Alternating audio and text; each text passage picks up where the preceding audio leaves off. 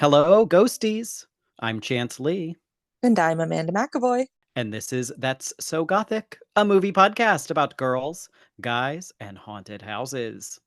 Today, we're discussing a film starring Kristen Stewart as a small medium at large. It's Personal Shopper.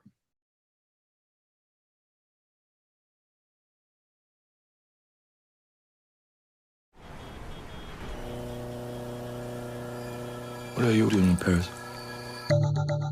I'll take it. This too. It's 500 for the belt and 2,000 for each bag. Great. I'm a personal shopper. Kira's very high profile. Hey, Kira. She can't do normal things, so I assist her. You have nothing better to do besides dress Kira? I'm waiting.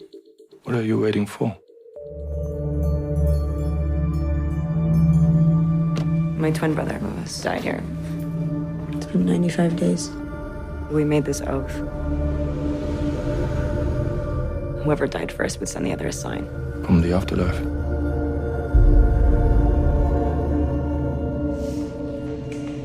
Has that always been there? Louis, are you here?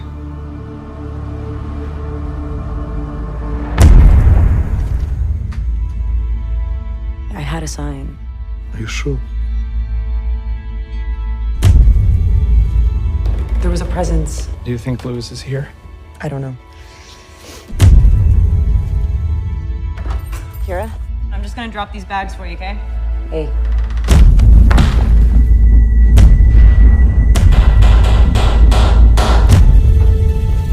Kira was murdered. What were you doing at her place? Why are you asking? I'm lost. I can't tell whether or not I'm going crazy.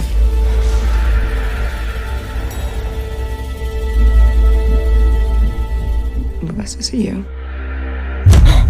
Or is it just me?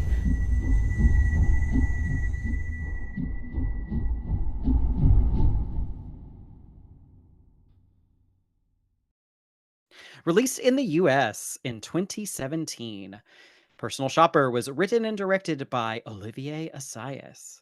It stars Kristen Stewart as Maureen, the titular personal shopper for a famous model. Lars Eidinger as Ingo, the famous model's ex, and a bunch of European actors who are rarely, if ever, seen on US movie screens. This is the story of an American medium trying to make contact with her dead twin brother while lonely on the streets of Paris. Mm-hmm. This film made about $4 million worldwide against a $2.7 million budget. Okay. The critic for RogerEbert.com, Peter Subzinski, gave it 4 stars. Perfect score. Really? Wow. He says that this movie is as mysterious, moving, and haunting as anything that has materialized in a movie theater in a while. Wow. And he also says that because Assayas' storytelling can sometimes be described as oblique, and because there are elements of the narrative, especially towards the ending, that have been deliberately left unresolved, there is the possibility that some viewers may come away from Personal Shopper feeling a little frustrated. I can see that.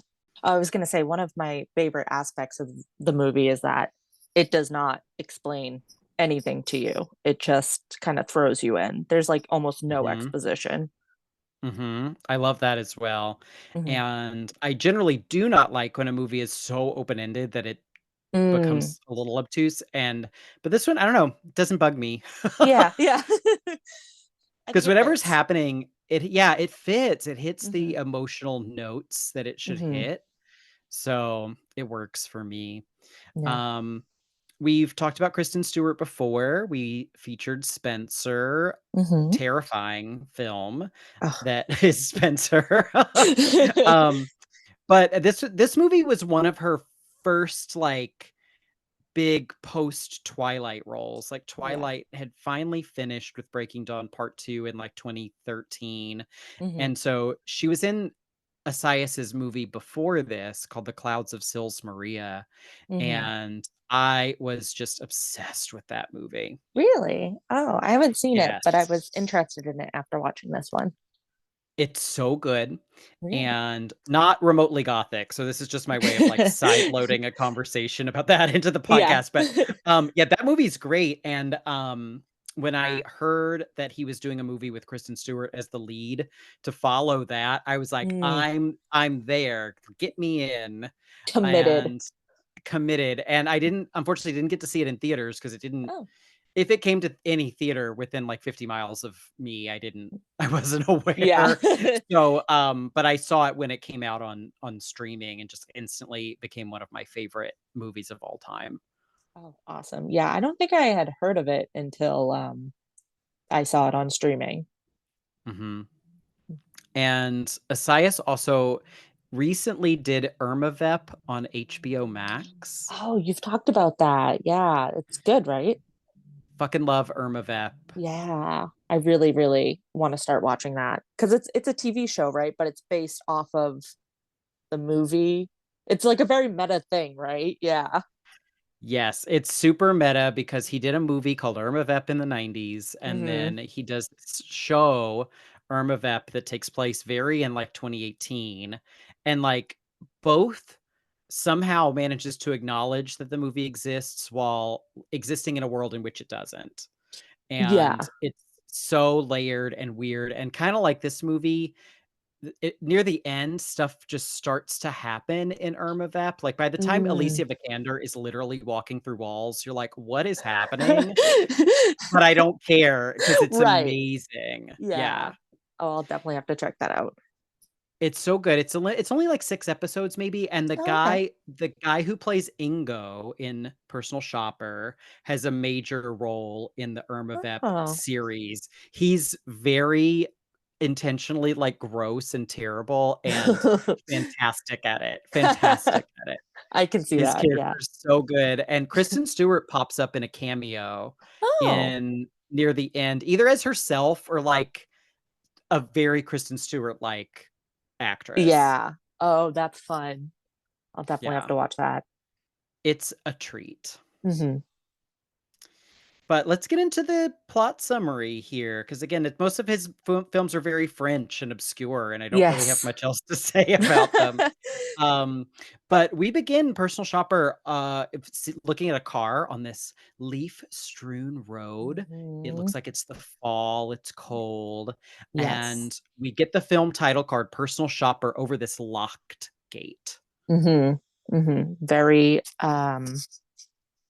spooky, atmospheric, the crunchy leaves. I was instantly hooked.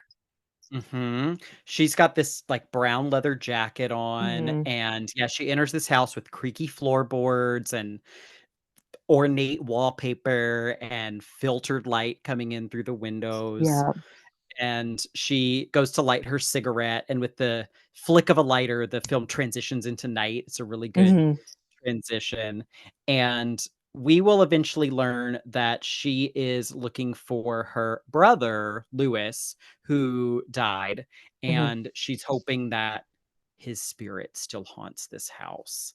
But there may be something else in the house because when this blonde woman comes to pick her up in the morning, who turns out to be Louis's um, girlfriend, but only ex girlfriend because he Yeah. died. There's something has scratched like a cross into the wall. Yeah. And the girlfriend tells her about this woman named Hilma off Clint. Or no, it's the people who are buying the house tell Mm, Maureen, who's right. Kristen Stewart, about this, who's someone who claimed that the spirit world communicated through her. Yeah. I meant to look it up, but I forgot to. Do you know if that was a real person? She's a real person. I don't know Cool. how accurately she's Yeah. depicted, but she did do these like abstract works of art as well. So Mm, she was known as a visual artist. cool. Yeah, I definitely meant to look her up because I really liked that like sort of aspect of the movie. Hmm. And we get a lot of this old school. It's very old school medium. Like I Mm. years ago, I read the Mary Roach book Spook, Ooh, where okay. yeah, she talks about different ways in which humanity has or has claimed to communicate with the dead. And Hmm. this is very rooted in the like European medium culture of Mm, like the Victorian age. yeah. Um, like we'll literally have ectoplasm later on in this movie, which is Yes. wild. Yeah. So it's stuff that doesn't really, that this isn't the way we today, when people communicate or say they communicate with ghosts, it doesn't happen this way. No, no, it really doesn't. I mean, I think of like today's, you get like the ghost hunter shows where they're like screaming at the ghosts and, saying tap twice for this, da, da, da. And there's some like spooky tapping and things like that. But yeah, I like that you brought up the like whole callbacks to like the Victorian era because it was like just a huge part of life then. And it was, whenever I hear about it, it seemed so like normal back then. Like, oh, just Mhm. hopping on the phone with a dead relative. And that is Yes, kind of just like what this movie channeling feels them. like. Yeah. It has that.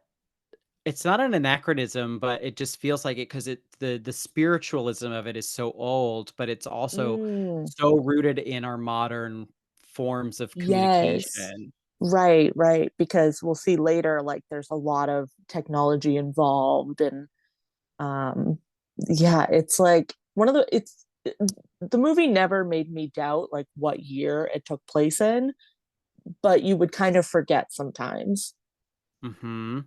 Mhm. And also with you think about it with because so much of the movie we're gonna get into, I like to call this movie, and I adore this movie, but Mhm. I call it like 40 minutes of Kristen Stewart texting Yeah. because we'll get that about halfway through the It movie, really is, yeah. but it's riveting. Yeah. But it's almost like this is our modern form of like channeling, even though we're talking Right. to each other, it's this indirect form of communication where you're not seeing someone's face, you're not hearing their Hmm. voice. You're getting it filtered through this medium of Yeah. technology, and I think that's a Yeah. brilliant coupling in this film. I didn't even think of it that way. I'm excited to talk about those aspects because I didn't even really put that together. I thought about this movie a lot. I think about this movie, like, every day. Um, another great thing about this movie are the outfits. Mm, Kristen Stewart, her character is dressed very either androgynous or masculine throughout a hmm lot of the movie.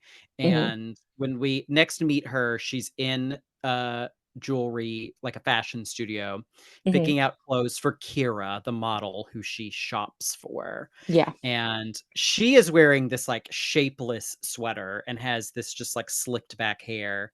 And the way she like grabs the necklaces and the jewelry, I just Yeah. love in this scene.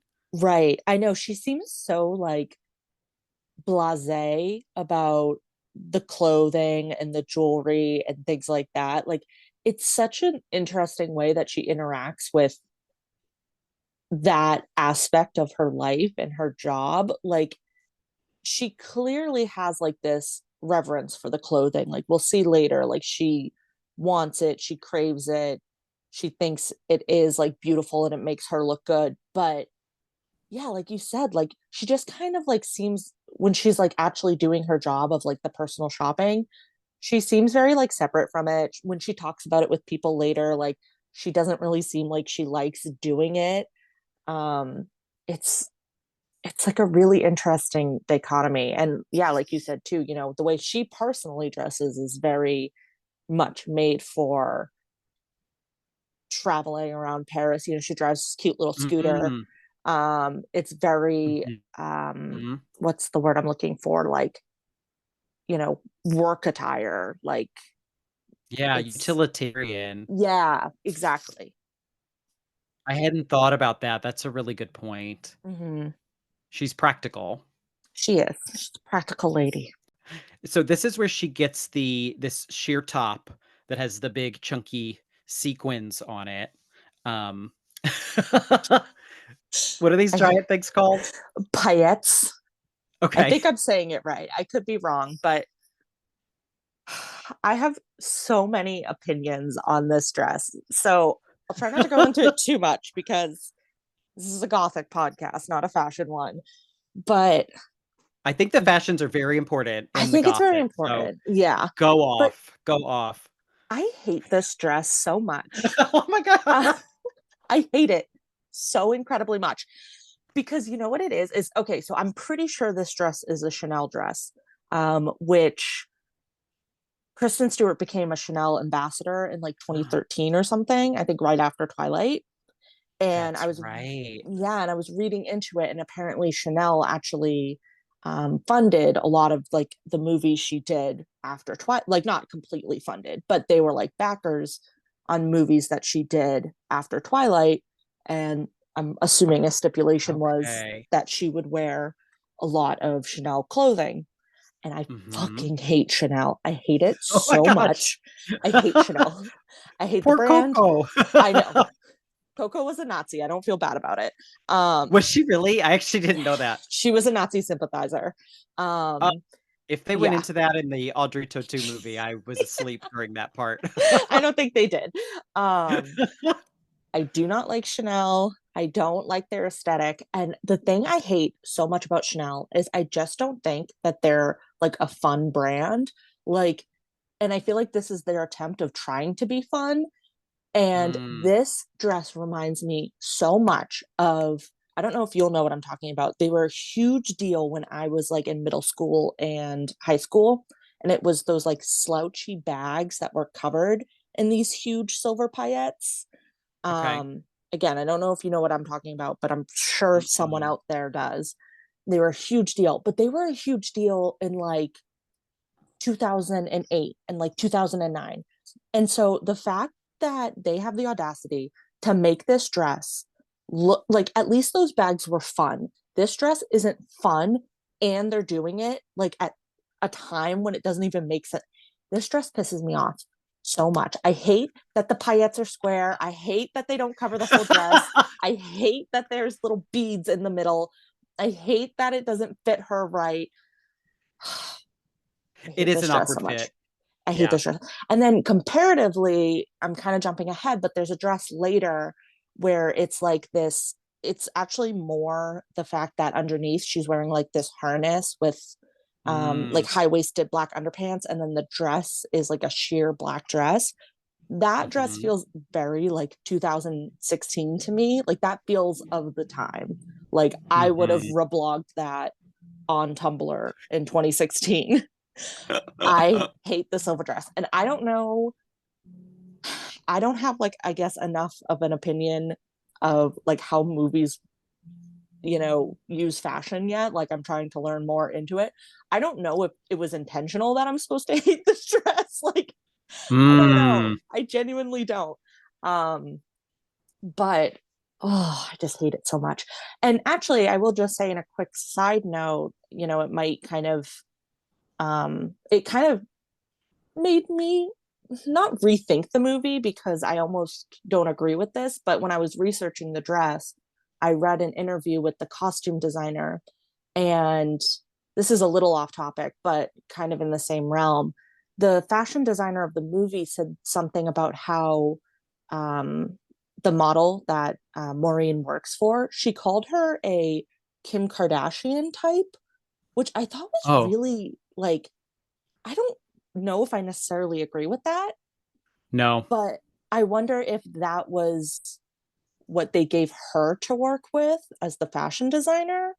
And that's Yeah. why we got kind of these more frivolous, like, I mean, I guess I don't really know what Kim Kardashian was doing in 2016, but maybe that's why the clothing was coming off more as like, um, gaudy. I Mhm. don't know, but I thought that was like that stopped me in my tracks when I read that. I Because I thought of her more as like a Gwyneth Paltrow, like a goop. Yeah. Yes. Yeah, she's like, to me, this almost like independently wealthy socialite who Mm, maybe sometimes acts or sometimes has other jobs. right. Yeah, I don't think they ever say what she really does. She goes to like a gala or something. She goes to a Um, gala. I think she's either married or divorcing someone who's very rich, and yeah.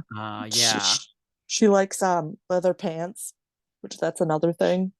she does like leather pants. She likes the leather pants. Um, But anyways, I think I'm done ranting about this dress and how much I hate it right now. But I think the movie does love the dress, or Chanel yes. contractually requires them to love the dress because it's on the cover of one of Yeah. the DVDs. I think it's on the poster. Yes. It comes up and it feels like the dress is like thematic to the movie. Um I don't know if like I think I personally like I would have loved it if that silver atrocity instead was like a beautiful, like well-fitting little black dress. Like Yes. something that she put because like when she puts it on, I think this is my biggest issue is it's supposed to be this moment where she's imagining herself like as this glamorous sexy person because Hmm. my takeaway from the movie, I'm sorry, I feel like I'm jumping ahead a little bit, but my No, go takeaway is for it. that like she doesn't really feel like super sexy or Nope. like obviously she's unhappy right now, and she puts on this dress and she kind of transforms. So I wish like the dress had just like fit a little bit better, that it was maybe a little bit more timeless. Yeah. um I guess maybe that's just me, that's just my opinion. I like the sheer one that you Hmm. mentioned better as well with the Yeah. harness and everything. That's a much better look. Yes. I think it's more like, I know it doesn't technically matter, but like I think it's more Kristen Stewart too. Mm. Oh, for Yeah. sure. Yeah. And I think it does matter because I mean, this movie feels like it was written just for her. And Yeah. I think Assayas might mention that. I watched a bit. The Criterion DVD of this movie is actually very disappointing. There's not a lot of Really? special features, Oh. and there is an in-depth interview with him, but he does say, a lot of this movie he wrote for her. Like he just saw her Oh. in this role after working with her on The Clouds of Sils Maria. Interesting. She was his muse. Oh. Yes. She's often my muse, so I get it. After Yeah. this, she would enter the kind of rough period where she was just very, very good in bad movies. Like she was Mm, in the Charlie's Angels remake, and right. she was in Underwater, which isn't bad, but it's not great. Oh yeah. And there was another one she was in. Oh, she's in that terrible Cronenberg one, Crimes of the Future. Yeah. She was just being very, very good in terrible movies, but Yeah. but then she's back. She did Yeah. Spencer and she's back. Hmm. Um, but back to the terrible dress. Yes. She picks out the terrible Chanel dress and she like takes it to Kira's apartment and unpacks everything in the closets and goes home. Hmm. She is watching a lot of YouTube videos on her phone of spiritualism and Hilma af Klint. Hmm. And she also buys a book about Hilma af Klint. It looks like one of those, like, is it Taschen or something? Those giant, thick Yeah. art Yeah. books. Yeah. She buys one of those and she gets a Skype call from someone named Gary and she ignores it. And this movie is pre-COVID because it's Skype and not Zoom. But like So true. which I always think is funny because I feel like Skype did everything that Zoom does. It's just that Yeah. Zoom took over somehow. Yeah. Is Skype even a thing anymore? Like, Hell can if you I even? know. Probably Yeah. if you're stuck, I don't know. I think Microsoft has, if you're stuck in a Microsoft environment, I imagine like Teams uses Uh, Skype technology because it's always terrible. yeah, that makes sense. But she later does get a call from Gary, who Hmm. is her long distance, well, not always long distance, but her boyfriend. He's in Oman. He's some sort of computer securities programmer and he's on a Yeah. job there. We're never really quite sure how long they've been together or the length of this relationship, but like it's a committed relationship. That's pretty much Yeah. what we know. I thought it was kind of interesting, or maybe not interesting, but I was always kind of confused about, so it's implied that they're both sort of living away from home. Like she moved to Paris Mm, and he moved to Oman, and it's never addressed or at least I don't think it is, where their home is. I thought that was like kind of Yeah, funny. that's a really good point. Hmm. Yeah, they're just like generically American. Yeah, they're from like, you know, Wisconsin. That would be so funny.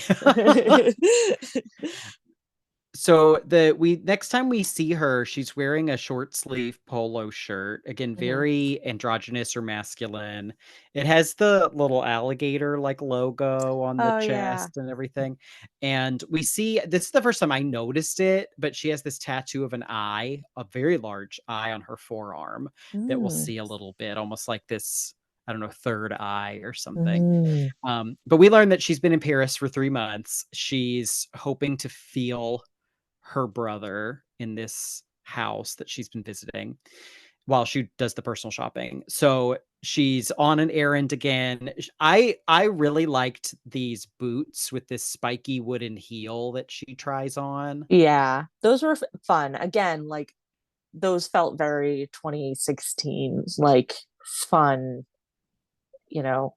I think it's like kind of indicative of, and actually it's like kind of indicative of like an Alexander McQueen design. And Mm, he's based out of London, which I think actually maybe they do say so. Oh, she goes to London. That's right. she goes to London later, yeah. Yeah. So I really liked, I do feel like a lot of the clothing choices at least felt fairly like European. Like even when she's kind of dressing a little bit more casual, it's like cool, chic, Parisian casual. Yes. Yes. Yeah, Like she has I the don't look money to like that. still afford nice clothes, yes. Yeah, yeah. Like when I do casual in the United States, it's, leggings and a t-shirt. Like she's still very cute and put together. Right. Yeah, I'm Yeah. wearing a Psyduck t-shirt right now, so that's my casual. Yeah. But it's funny, like you mentioned how the character doesn't feel attractive, but all of the designers are always pressuring her to try on the Yeah. clothes because she just has the perfect figure for Seriously. Yeah. this clothing. Yeah. And it's the same thing, but she says that Kira gets mad, when she tries on the clothes. There's supposed to be this Hmm. exclusivity to it. But yeah, the designers persuade her to try on these sexy Hmm. boots and have her walk up and down in them. And she admires herself in the mirror as she has them Hmm. on. And then she has to go to a photo shoot where Kira is late. And again, the photographer asks her to be the stand-in, and Yeah. it's like, and you get the feeling she just wishes she was the famous one. Like, why can't we Right. photograph you instead? Yeah. And we will eventually see her go to the doctor, and she's having her heart checked because turns out she has this congenital heart defect that her twin brother also had, and that is what Hmm. killed him. And she is told by the doctor to, quote, avoid intense physical efforts and extreme emotions. Yeah. Oh God. I'd be dead in a second. Extreme emotions Just like don't can't afford it. live is what he's telling Yeah. her to do. Like, don't live. Exist in Seriously. this purgatory. Yeah, right. I know. That is like, and it sucks because if you get like a diagnosis like that, I'm sure you're just stressed all the time Hmm. about avoiding those things. So like it's a, snake eating the tail kind of thing. Yeah. Yeah, that's true. And it explains Hmm. a lot with just kind of how yeah, because she's depressed, but, like, Hmm. she's also in a way comfortable being depressed because the depression is what's keeping her alive in a sense. Yeah, yeah, absolutely. So the next time she goes to Kira's apartment, she will meet Ingo, who is Kira's creepy affair because she's Yeah, married, but she's having an affair with this creepy German man. And I don't know, is this the only time we really see him? I think it is. I think it is Um, too. he asks her a lot of personal questions almost instantaneously Hmm. and gets a lot of information out of her very quickly, Yeah, um, which is really disturbing.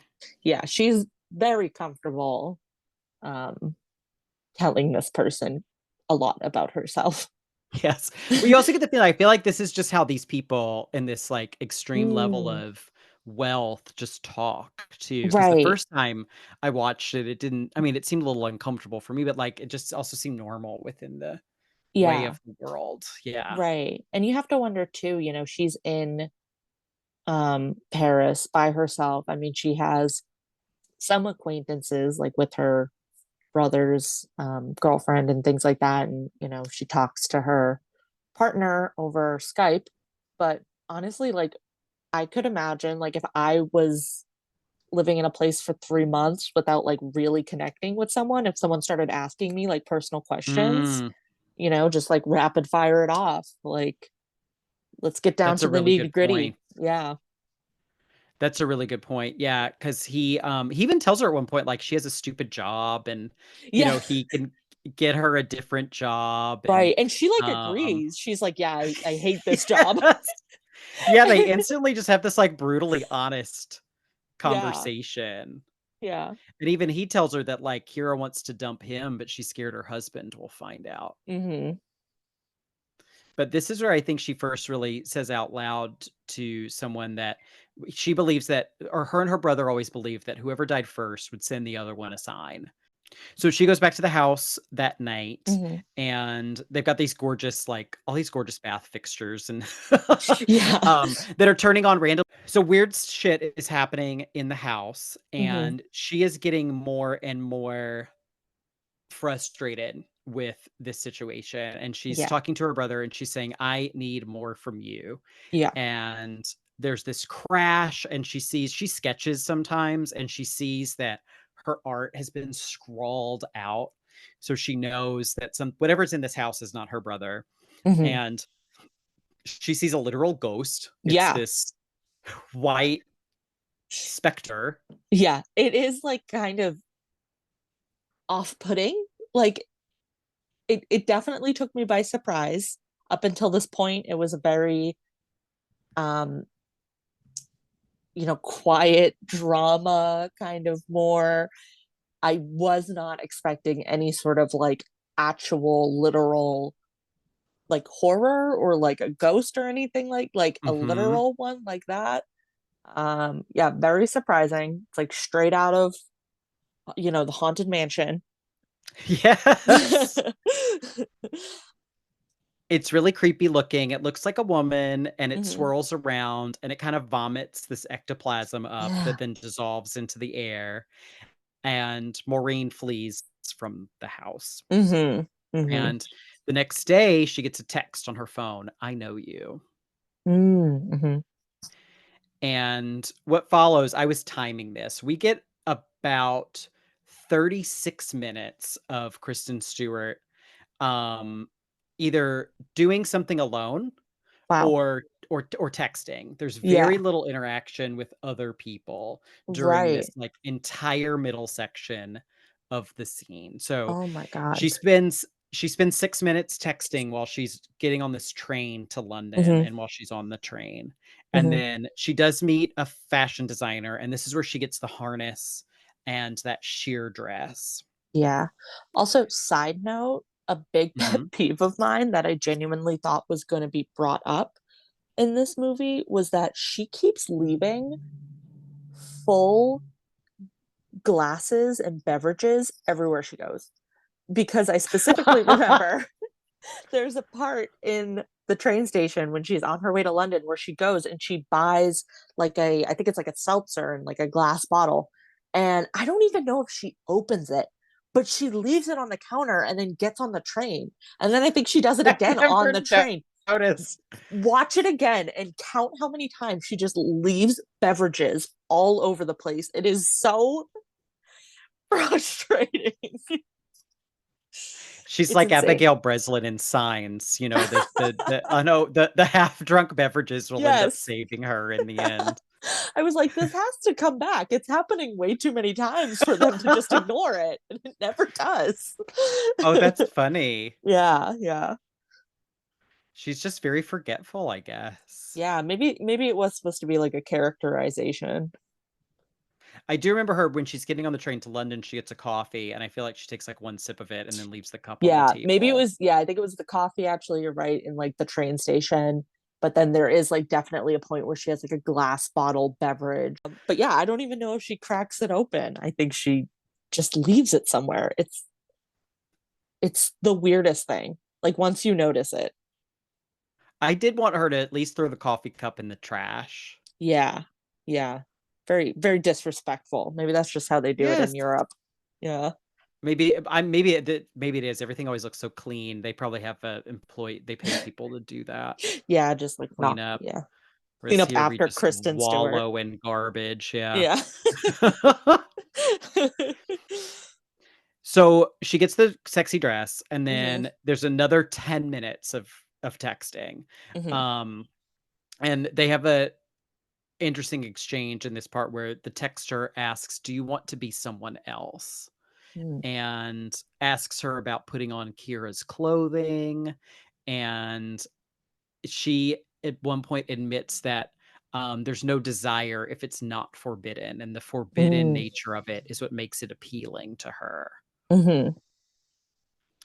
And so she goes back to Kira's apartment where Kira's away at Milan Fashion Week. And so Maureen drinks a bunch of vodka and looks at photos of Kira on the computer. Yep. And then she puts on the harness and the sheer dress, Mhm. and she lays on the bed and she masturbates. Yep. She has a great time.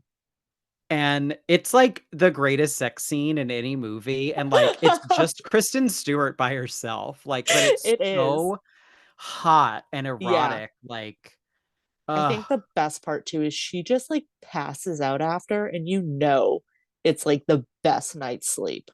oh, Yeah. yes, yes. Oh, exactly. Yeah, she's gotten to live this fantasy, but I Yeah. love how the fantasy is just almost like, yeah, it's being with her, it's being happy and pleasuring herself. Like, Mm, I really that's a good like that point. aspect of it. She's able to kind of get away from all of the shit that is weighing her down. Yeah. Yeah. That's a very good point. And so the next morning, she's back on her scooter. As she said, she scoots through the streets of Paris a Beep, lot. beep. Yep. Irma Vep, the show, is also lots of scooting through Ooh, Paris. that's fun. I do love a good scooter.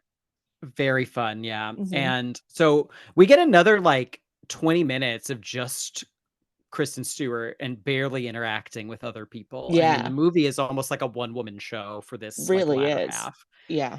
Sh she ends up getting a hotel key and address in her mailbox.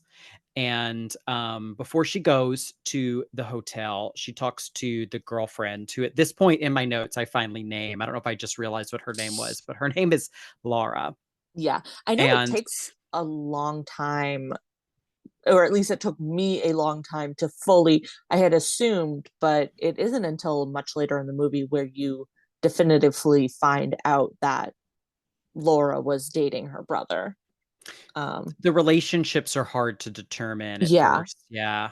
Again, like, we kind of mentioned it at the top, like that's a part of the movie that's really great though, is that they do not explain things. Like they could have, when Kristen Stewart sees Laura, just like instantly be like, oh, thank you for dating my brother. Like, Yeah. like How they are could you have, doing since he died? Yeah. yeah, right, right. Yeah, like now that you're single because you were dating Mhm.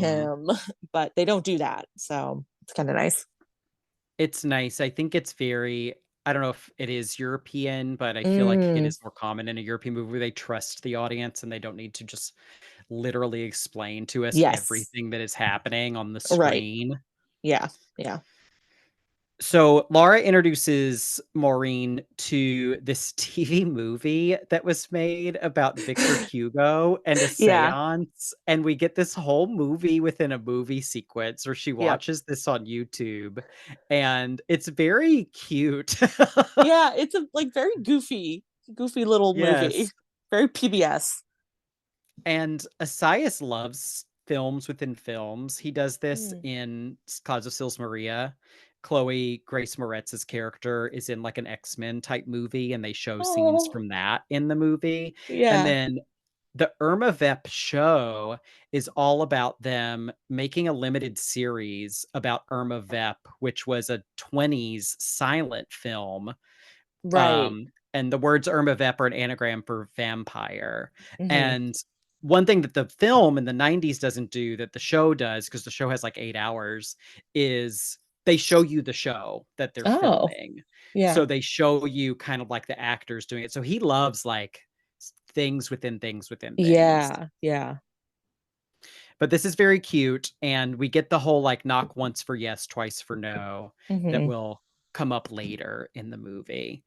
Um, so when she gets back home, she does try on your favorite dress.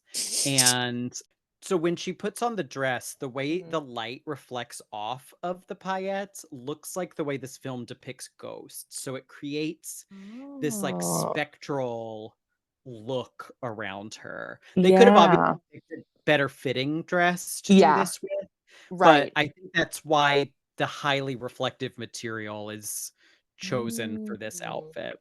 Interesting. Yeah, if they had made the paillettes cover more of the dress, not be square, not look like uh, a potato sack, and Mhm. have actual cute beads in the middle, I would probably like it more. So, um, I really wish they had consulted with me first, and Yeah. we could have worked on it because I like that. It does serve a purpose then. The silhouette, as you said, is very bulky for Yeah. something like this. Right, right. It Yeah. just hangs there. So with this dress on, Maureen goes to this hotel room, this Mhm. mystery room with this mystery key, and there's nothing there. No. So she's just at this hotel. She tries to figure out who uh reserved the hotel room, but Hmm. it's reserved under her name. And it's just a very I love the interaction she has with the clerk. He Yeah. tells her who it is and she's like, "That's me." And the way he kind of looked like, "Of course it is." Like Yeah.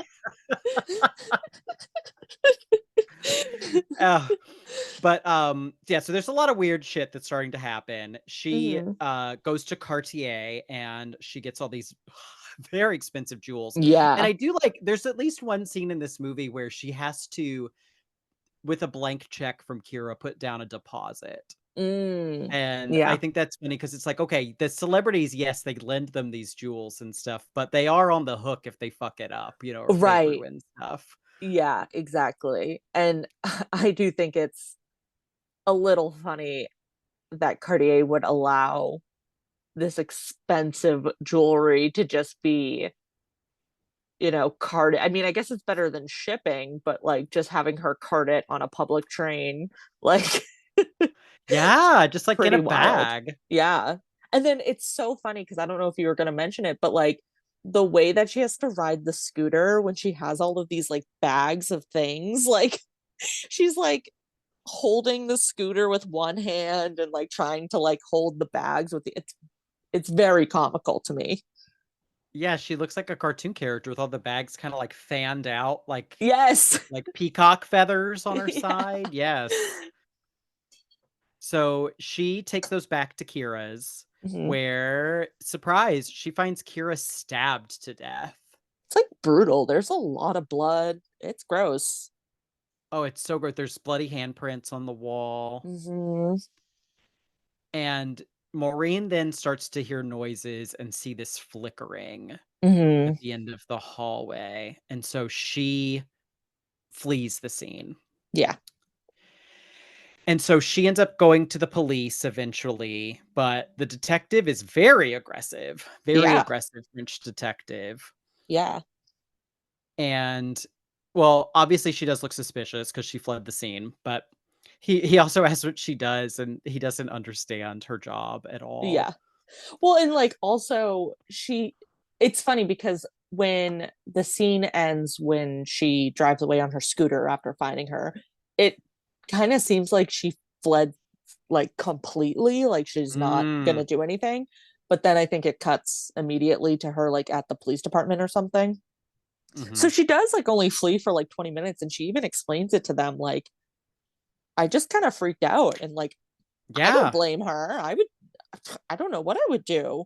And it does Right. suck because usually the first person on the scene is the person who is like most questioned. Yep. No. Yeah, and also she can't tell them, "Oh, and I also saw a ghost right after it Right. happened." Yeah. Like Yeah. I do think it was a ghost. So she also gets a message saying, "Did you tell the cops about my texts?" So Mhm. she's getting more creepy texts. Um, but she then, when she closes the laptop, she finds the Cartier bags in her apartment. Mhm. So someone appears to be trying to frame her for this murder. Yep. And she's had her phone off for a while, so she turns it back on. This scene always scares the shit out of me. It's really intense. Yeah. She's had the phone off, so the texts Mhm. are coming through one by one, and they're from someone who's just texting her that they're getting closer. "I'm Right. coming up the And stairs. I'm right yeah. outside." Yes. And I like that, like, there's like they make the point to like show the timestamps. So it's like you can see it was like, 10 minutes ago, where are you? Like, 8 minutes ago, I'm outside your building, like 3 minutes ago. It's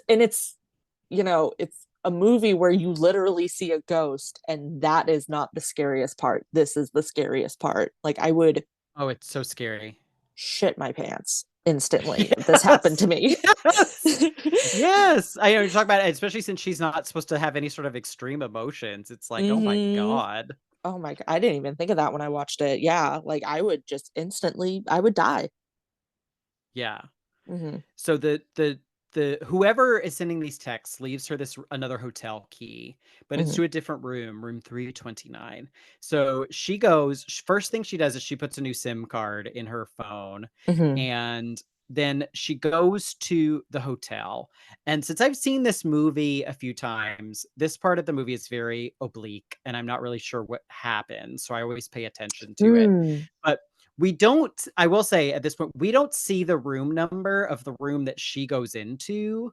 Like we're assuming it's 329. There's a lot of odd things that happen here. So she goes in, um, we see her in the room. We hear like the door open while she's in the room. She turns towards the camera, and then the camera pans down the hall. Mm. And then we Yeah. see in the lobby, the elevator doors open. No one comes out. Mm. But Yeah. then the sliding doors of the hotel open as if someone's leaving. But Right. we don't see anybody. Yeah. Yeah. I can't tell you what I make of the scene. Yeah. Um, it's very up for interpretation. The first time I watched the movie, I thought P killed her, and this was her spirit, like, Yeah. leaving the hotel. Right. I mean, But I can't really remember what I thought when I watched it for the first time, but like that would make sense to me. right, because the next thing we see is him leaving. He's Hmm. leaving the same room, the Mm. 329 room, and we get the exact same shot, Yeah. but now he's the figure, Hmm. Ingo, and he goes out the front door, and the cops arrest him. There's a little bit of a Yeah. shootout, and they arrest him, but even while he's outside with the police, the hotel doors are, like, opening and shutting, and, like, no Yeah. one's there. Right. Yeah. It's just a faulty door. That's what it means. It's a I shitty literally hotel. wonder, it's like, is that the thing? Or Yeah. are we as the viewer, are we being put in this place as the viewer where Mm. we see ghosts where there are none? Like, Yeah. is that the thing? I don't know. Right. That is really funny to think about. And I kind of hope that that was the intention. It would be really funny because again, like people who I've there's been a few people in my life who mm, I I want to be kind because I know Yes. that they have lots of struggles and that their way of processing it is to believe in ghosts. Yes. And this is not to say ghosts do or do not exist. I'm kind of agnostic on ghosts. I've never had a Yeah. personal ghosty experience. Same. So Yeah. do not, really believe in them, but anything is possible. But Right. I once worked with someone who just anything that happened was like Hmm. supernatural. Yes. And it was like living in the Victorian ages. It's like, ma'am, like we do understand physics and Yes. like science these days. And Right. once my office was in the basement near the bathroom, and she came down the stairs and the toilet like burbled. No one's in the bathroom. Yeah. And she's like, oh, Yeah. and Right. and she thought it was the ghost. She thought the Mm, building was haunted by a ghost. And yeah. said, it does that all the time. Right. And she said, well, I didn't know that. Yeah. As if I mean, the first reaction should be in this 110-year-old building that there's faulty plumbing, not that there's a Yes. ghost. Exactly.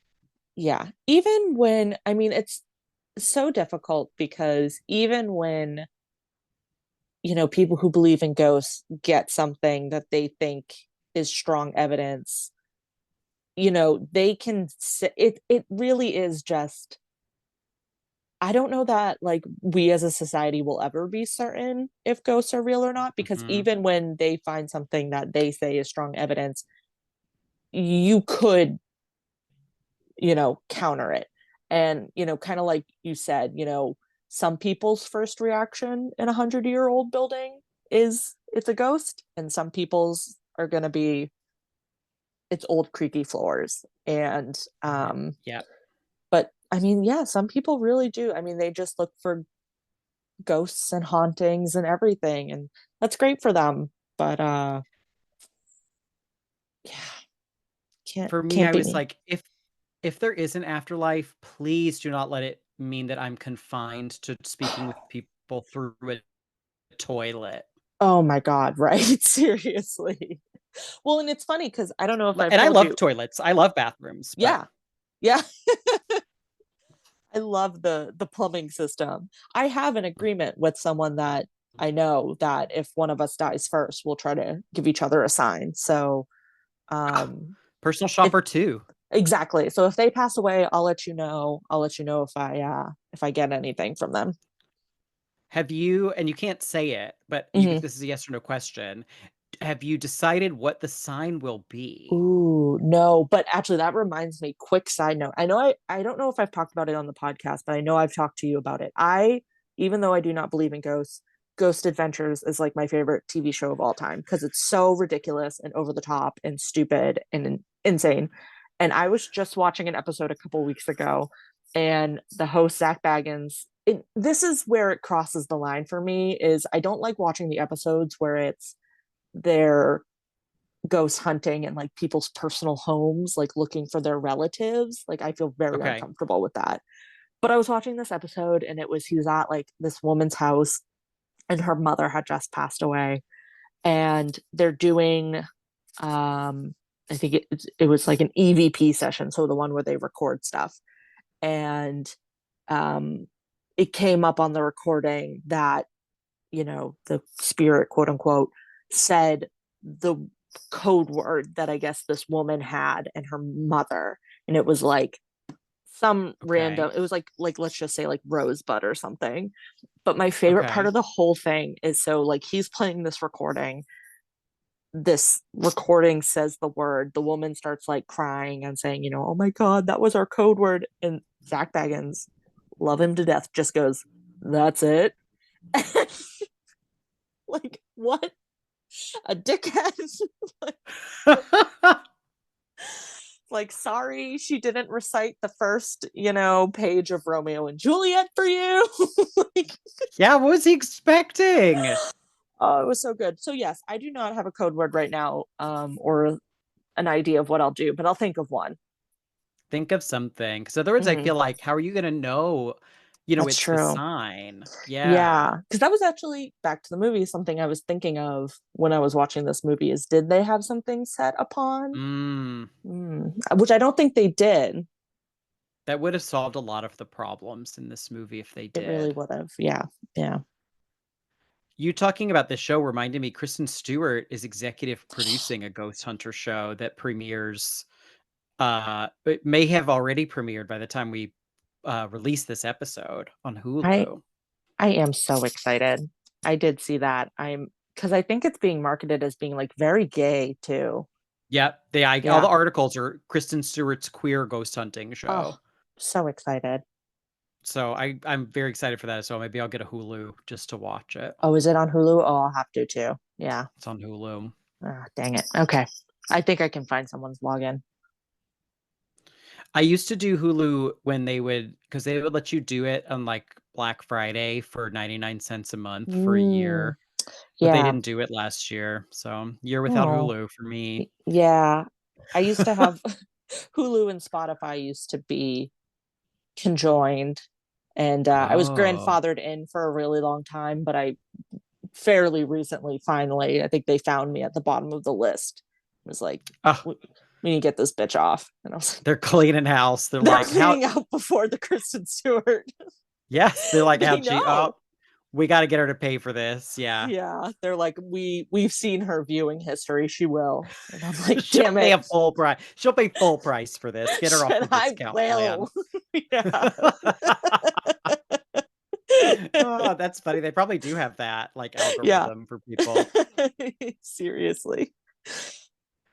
So in the movie, we realize that she didn't die, Mhm. because she is telling Laura kind of what happened again in her very detached way. Yes. But she has to avoid extreme emotions or she'll die, so it kind of is like baked into the Mm. movie why she's this way. But Yeah. Laura does mention that she's been dating again. Mhm. She's time for her to move on from Lewis. And we meet the new boyfriend. Or I couldn't tell if his name was Irving or Irwin, but I think it was Irving. Yeah. And he says that he's convinced that the soul wanders around before leaving this world and that the dead watches over the living. And, he tells her all these things. And she's in this kind of like, I feel like she's just kind of given up state Yeah. because she at one point suggests that this is just his way of trying to get over his own guilt of dating his ex-girlfriend and stuff like that. Yeah. Yeah. Yeah. It's a very interesting conversation that they have. And like, this is such a strange movie. I really, really, really liked it. But it's such a strange movie because he has all of these really poignant, beautiful things to say about death and life after death and, acceptance. But he's like this random character who's introduced 10 minutes before the end of the movie. It's like really bizarre, and I love it so much. Yeah, all these characters are so just bluntly honest with each other. Yeah, right. Yeah, there's like no build up. Like, I could not imagine meeting someone for the first time and having a conversation like this, but it feels like I can't say it feels natural because it doesn't, but it feels right for this movie. It feels right. That's a good word, I think. Hmm. Maybe if you saw someone who looked like Kristen Stewart, you would just start opening up as well. That is a very good point. I probably would. I could see Hmm. myself when I become a big name in fashion and I get sat next to her at a Chanel fashion show, even though they find this episode and they realize how much I hate them. Then you're off that list too. I'm off that list too. Mm. I'm just cutting ties this whole Mhm. episode. But if I get seated next to her, I will have a very open heart to heart about why she shouldn't start, keep working with Chanel. Oh, I love that. It's Yeah. gonna transform you both. So then we get in this movie, to me, another scene that is like, this scene it does something to me, and I don't know what it is. I don't know if it's fear, if it's, I don't know. There's so many emotions baked in. So the guy leaves, or Irwing, he leaves, and the camera sits opposite Maureen while she's drinking her tea or whatever she's having. And behind her, you see a male figure Mhm. in the window who we assume is Lewis. it looks, he just glides across in the background Yeah. behind her, and then as he passes, he's holding a cup, and as he passes behind her head, then it's just the cup, and the cup Yep. floats across the kitchen and then shatters. Yeah. Yeah. And she runs in to clean up the glass, and Laura's like, "What happened? How'd this glass fall?" And, they clean it up together, but Maureen decides she's like, "I can't do this anymore." She's gonna leave Paris behind, Hmm. and she goes to Oh Man, Oman, and it's like I I love so they filmed this movie, like, on location, and I love Mm, that they flew to Oman to film, like, I don't know, 5 minutes of right. Yeah. Kristen Stewart walking up these exterior stairs past a donkey. For unrelated reasons, I was watching The Exorcist, and but it was like kind of funny, like how The Exorcist starts with that iconic scene of them in the desert, That's right, and it I always forget that. exactly, like, because it feels so detached from it, and it's like this is almost the reverse of that. Like, she goes to Oman, That's and a really it's good point. this like sunny desert, warm toned like She's wearing experience. white, yeah. Yes, and it's so jarring, the difference, and I don't know if it was intentional. Obviously, I just happened to be watching The Exorcist pretty soon after this movie. um it wasn't intentional to watch them that close to each other, but it feels like there's some sort of parallel there. That's true, there are, and I read every time I watch this movie, I go and I Hmm. read people's different interpretations of the ending in the movie, Mm. and there are some people who believe that Maureen may have been possessed for a while Mm.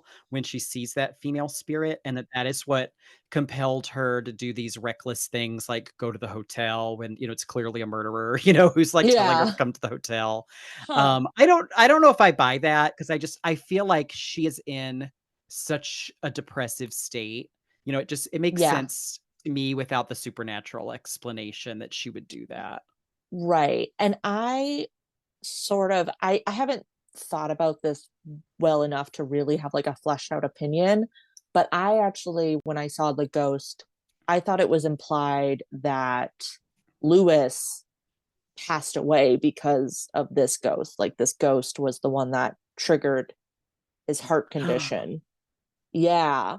And so Oh, yeah, because I was, we don't know how he died other than the heart condition. yeah, Like, we don't know where he was or right. So, like, I kind of imagine that he died from that.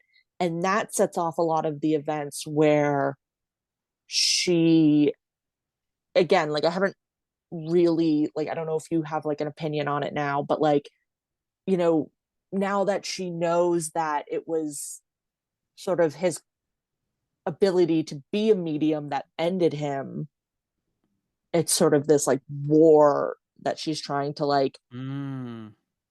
she's trying to figure out like what good is her ability to be a medium actually for.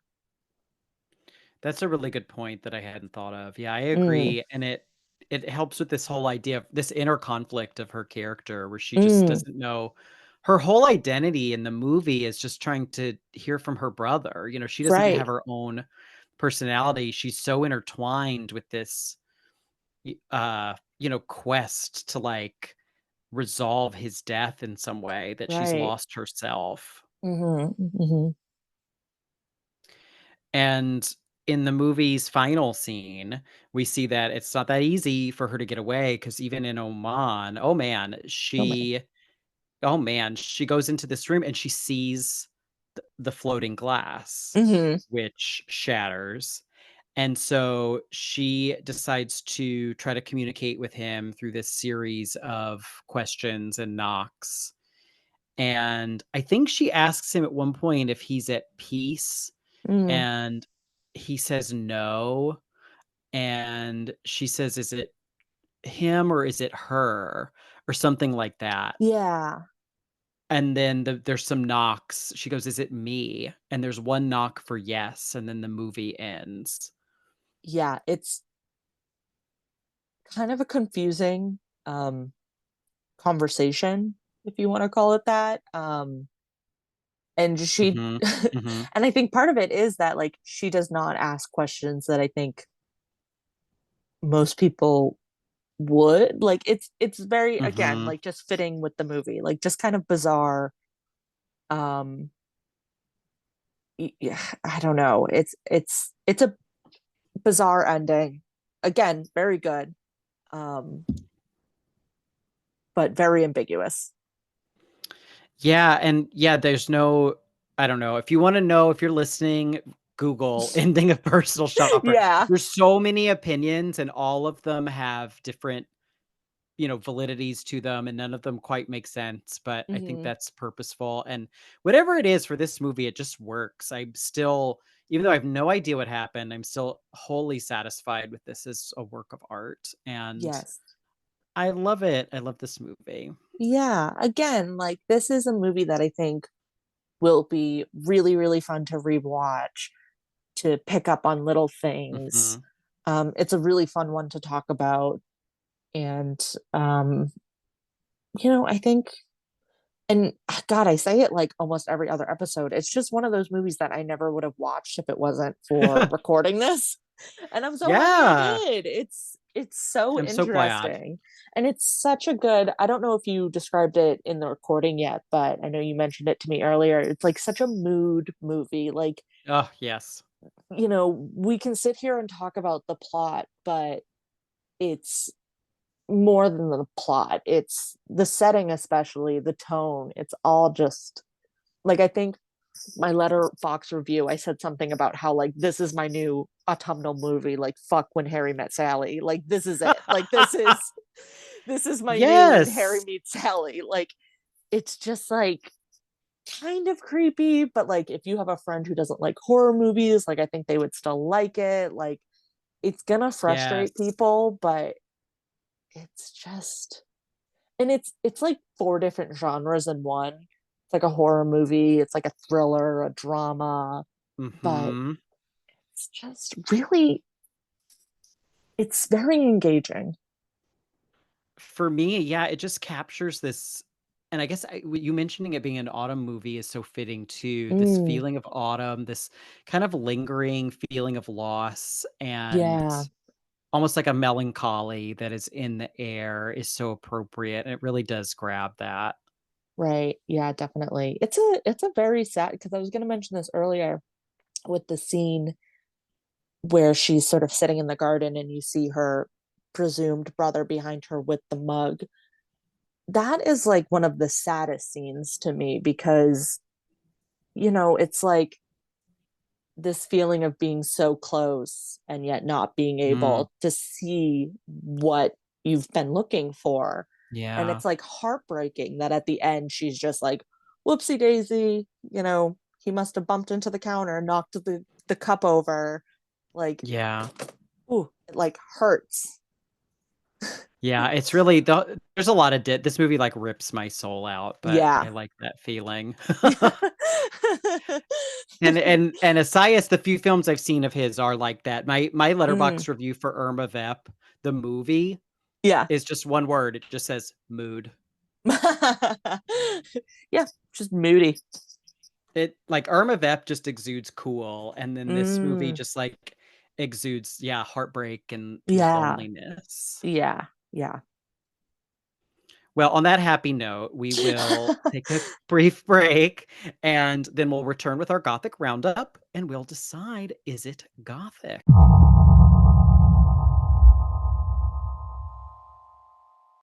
All right, ghosties, we're back with our Gothic roundup. All Gothic films have four elements: a girl, a guy, a house, and a haunt. So I'm going to pitch something to you for Okay. this, because I am not sure if this movie has a guy in it. Mm. I'm going to pitch that Maureen is the girl and the guy. Oh, I like that. Because if I were to pick a guy, it would probably be Lewis, Hmm. because he's kind of the catalyst of, why this happens. But it's not like he actively wants like these Right. actions to happen. So that's a really good take of having her fill both roles. In my notes, I had right until before we started our Zoom call, under guy, I had Lewis question mark, Mm, and then I had this. It's like a shower thought, but I wasn't in the shower. yeah. Like I just had this thought, like, oh, and no, it's her because she is so. They're twins, so she has this Yeah. masculinity and femininity. She dresses so masculine throughout the movie. And Mm. like you said, it's her grief that is pulling her into this situation. You know, so many of the all the gothic films we talk about, yes, the girl has agency, but she's drawn in or seduced or lured in some way. But this is all Maureen. It's all Yeah. her. Right. That's a really, really good point. Is this the first time that we've ever done something like this? I think it might I be. think so. I think Yeah. so. It's one of the few movies I've seen that is like this, you know, where Yeah. she is her own worst enemy in a sense. Like Right. all the murder, all that stuff, like it only is able to happen because she's so lost. You know, Mm. like yeah.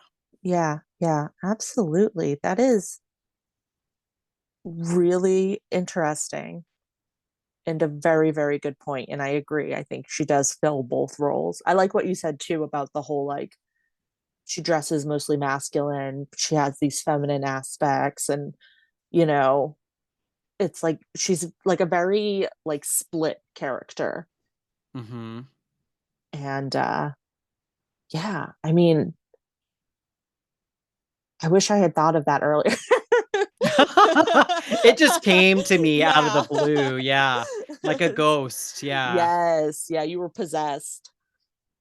Well, I'm wondering now, and I just thought of this too. Like, have we done? Because we had House of Yes, where they were twins, completely Mm. different relationship. But Mhm.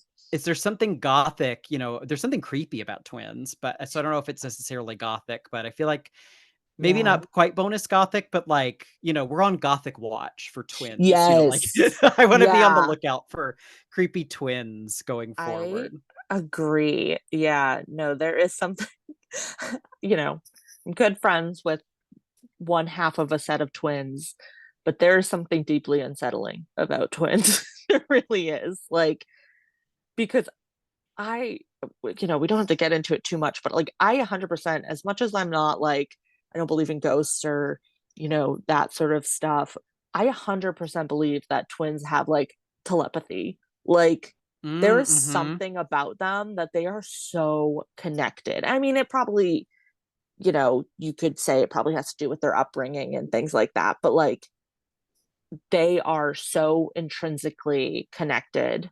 And I mean, you see it with this movie. I mean, they are connected. I mean, I don't know how common it is to have the same exact, you know, disease as your twin. It might be a lot more common than I realize, but I mean, they're just like two halves of a whole. Mm-hmm.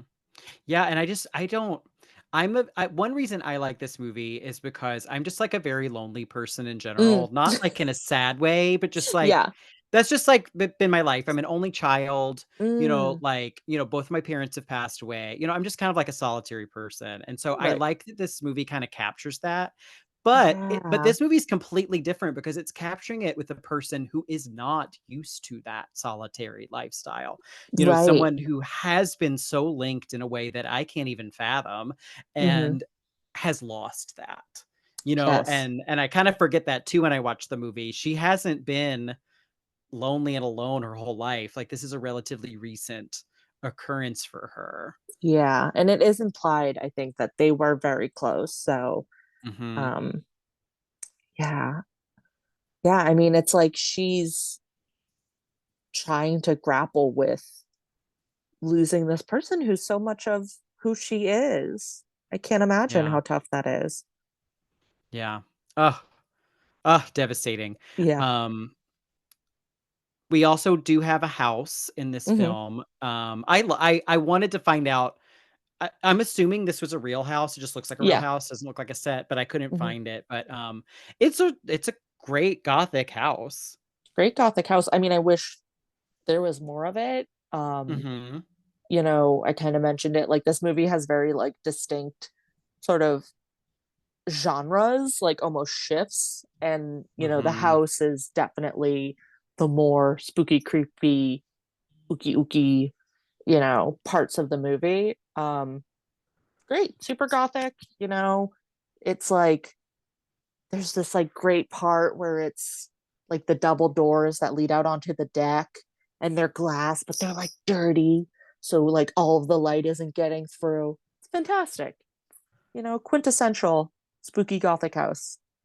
It's got a gate. Yeah, it's got a creaky gate and It's got a ghost and a like dead mountain person. path and a ghost. Yeah. It has a Yeah. ghost in it. Right? We haven't had a literal ghost in a movie in a while, I feel like, and this one's got Yeah. an actual A ghost. literal ghost. Well, and I guess too, like I don't know how much you could really compare and contrast the two, but the other one place that I think a lot of the action takes place in is the apartment of Kira, and that's very Mhm. modern, stylish, Mm. fancy. It also has a lot of windows, but the windows are clean, so there's like a lot of natural light. Um, so that's the only other like aspect I would throw into our, house section. It also, though, the Kira apartment is where we have that kind of weirdly long hallway with the flickering light at the end of Mm, it, and, that's it right. does have all these little rooms in it, Yeah, even though right. she's I mean, they're renting this for, like, I feel like a month, or something like Yeah, that, they exactly. she's Yeah, made of so much money. and I think too, isn't there like I think it's like maybe it's her bedroom and it was just like a different angle, but I don't think it was. It's like a study at one point you see, and it's like kind of weird because maybe I'm remembering it wrong, but I feel like it looks like a traditional study with like wooden Mhm. bookcases and like, I don't know why I'm remembering like a wooden elephant or something. Like it's kind of like vintage looking. Yeah, and it's hard to tell if that because she's doing some sort of like gorilla charity or something that Yeah. Maybe that's where like my so memory is getting mixed up. yeah, Yeah. but it's like, yeah, did she decorate this? Maybe it is her. Maybe she has a Paris apartment, that Yeah. they just stay sometimes. Mm-hmm. Because you've got the feeling they kind of jet set a lot, but Yeah. um, yeah, her apartment is creepy in a modern way. Yes. Yeah. Because it's never, I mentioned that there's windows with natural light, but it never really seems that bright of an apartment. It does seem kind of dark and dour. Yeah, Kira seems like a person that doesn't turn on lights. She turns on Yeah. like one. Yeah. Yeah. Me too. I like I know, right? Yeah. a dim lighting. Well, anything else to add for our Gothic roundup? Oh, well, We've we didn't got it. do haunt. Oh yeah, we've got our ghost. We've got a Yeah, we do have a ghost. ghost. We do have We a see ghost. a ghost. Yeah, we see two Yeah. ghosts at least. Yes. Yeah. Yeah, and like kind of an implied third one coming out of the hotel. Yeah, there's that one. And also, there's a lot of the speculation when I read about the ending is that some people believe that the ghost she's talking to at the end is not her brother, but a different ghost. Um, Interesting. I don't know if I believe that, but we do never see Yeah. the what the ghost is or who that she's speaking to. And oh man, Yeah. Oh man. I like the idea of a medium just like never knowing who they're talking to. Like they could right. be having a conversation with like Sylvia Plath and they would have no idea. Like I kind of love that. You said Sylvia Plath, who is a poet who I know, Yeah. but I saw in my head Sylvia Brown, who was that psychic that was on the Montel Williams show all the Is time. she still alive or did she die? No, she died. So you could be talking Oh, to you could Sylvia be Plath talking or to Sylvia Brown. really two great poets of our Two day. greats. Sylvia Brown always had those very long nails Yeah. Yeah. that just smelled like nicotine and cigarettes. Like Smelled like, you yeah, just Newports. yes. Yes. Oh man. Oh, Yeah. yeah. Well, what do you think then? Is this movie gothic? I mean, maybe technically goth-ish. I don't know. What do you think? Because I'm gonna go with Gothish too, because if, yeah. like you said, if it was more of a haunted house movie, if she Hmm. spent more time in the house, I would be more apt to call it Gothic. Yeah. But I think it heavily draws on Gothic elements, but then Yes. becomes something else entirely. That's a really good point. Like all of the aspects of, technology and, you know, um, she's jet setting around and stuff like that. So it's, I would imagine it's heavily inspired by Gothic elements, but yeah, it makes its Right. own wonderful little movie. It's a wonderful movie, Yeah. goth-ish, but I think a modern masterpiece Hmm. of cinema. And if anyone is listening to this and thinks that Kristen Stewart if you are existing in 2023 thinking Kristen Stewart is not a good actor, Yeah, watch like, this. and you've somehow gotten this far in the podcast, Yeah. um, wake the fuck up, one. Two, watch this movie because Hmm.